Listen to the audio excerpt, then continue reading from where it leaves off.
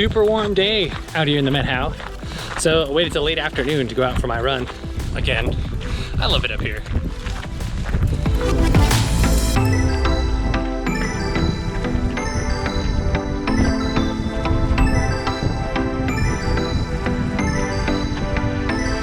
I'm curious if any of you folks have some experience with conformal field theory from the physics point of view, because we're starting to get into that material now where that knowledge will be helpful. Well, I don't know if it's helpful so much as the inverse is true, insofar as what we're studying now is going to help you understand conformal field theory a little bit better. There's lots of different ways into the subject.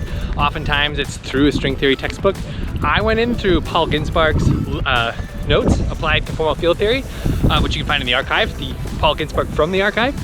Great set of notes, was really intuitive. He remarks in his notes that his attempt is to kind of be different. So it's weird that I have that perspective, but those are the notes that I were given as a grad student, so that's kind of where I started.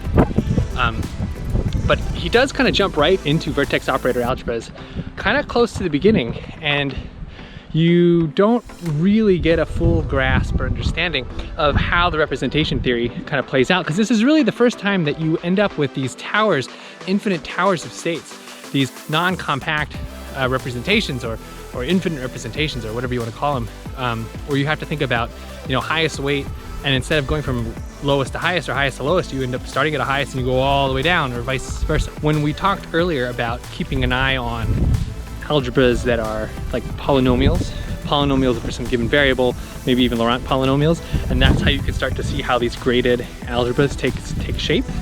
This material starts to take a crack at understanding what those representations are. So, interesting stuff, I hope.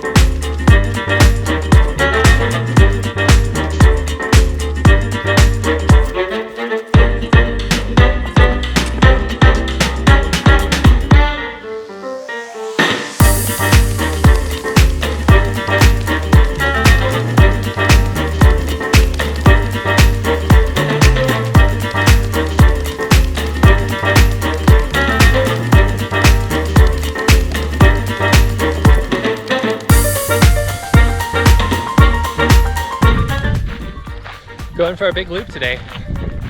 Out here right at the, I guess you could call it a pass between Elbow Coulee and Dead Horse Lake area. So it's nice out. The clouds are making it a really nice day.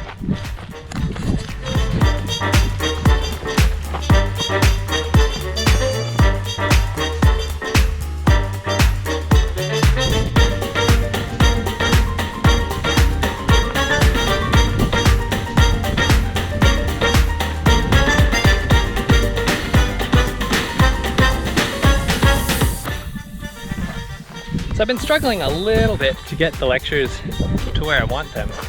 And you know, a large part of that's due to that audio stuff that I mentioned. It's important for me to keep pressing forward, so I keep recording them, I keep planning them, I keep writing the lectures out.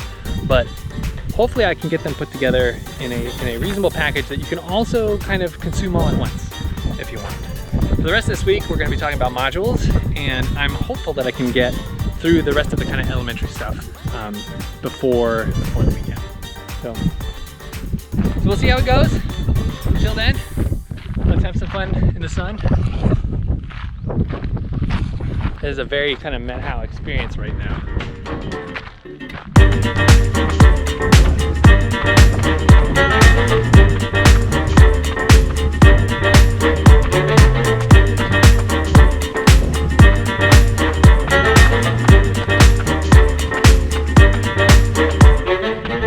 been really fun getting to know this area pretty well. Increasing that radius of running. How far we go out and not really planning it. Nucleating a new place and learning it, and then learning another place, and then finding routes that connect those two places. I'm so into this. This is so fun.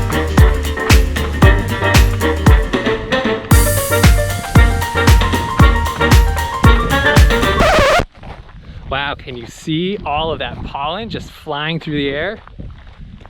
That's bananas.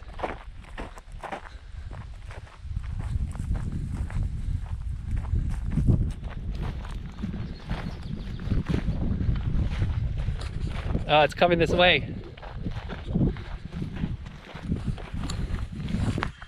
That was crazy. That was like smoke kind of pushing over all that pollen, and you know, it got all over me. Like, it got over my water bottle, it got all over my phone. Pretty wild. That was like a wall of pollen. Crazy. Very efficient form of replication.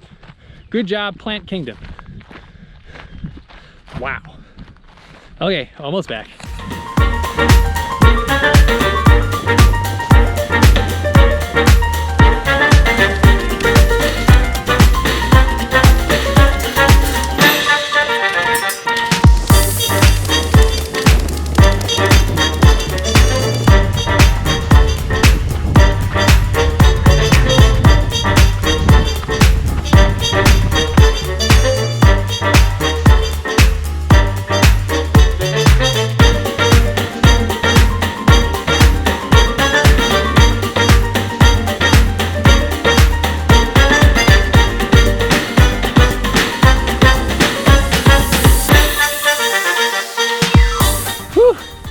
Okay, party's over. See you tomorrow.